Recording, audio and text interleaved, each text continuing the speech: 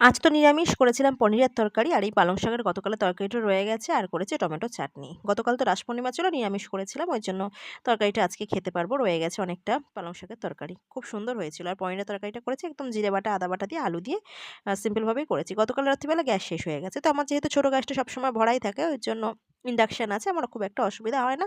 Gas পেতে পেতে সেই সোমবার দুটো দিন এই মিলিয়ে মিশিয়ে হয়ে যাবে। তো রান্নাবান্না করে নিয়ে ঘর দুয়ার একটু গুছিয়ে নিয়ে, ছেলে তো পড়ছিল, তো ওদের আবার ডিসেম্বর মাসে মক টেস্ট। আর আমি ওদিকে সমস্ত ঘরদোর ফিটফাট করে নিয়ে স্নান করে চলে এসেছি। বেশ ভালোই কিন্তু ওয়েদার ঠান্ডা হয়ে গেছে। মানে এখন দেখছি ক্রিম, বডি লোশন এগুলো না লাগালে কিন্তু হাত পা বেশ ভালোই টানছে। আর ভোরের দিকে তো বেশ ভালো ঠান্ডা লাগে। তো মোটামুটি তো এই অঘ্রাণ মাস পড়ছে আর একটা দিন রাত পেরোলেই অঘ্রাণ মাস। তো যাই হোক, এখন যাবো পুজোর দিকে। পুজো-টুজো করে নিয়ে তারপর মা ছেলে খাবো। ছেলের তো আবার বিকালবেলা পড়া আছে আর ওকে পড়তে দিয়ে আমারও একটু বেরোনোর আছে। তো চলো বন্ধুরা, আজকের পুজো দিয়েই ভিডিওটা শেষ করলাম।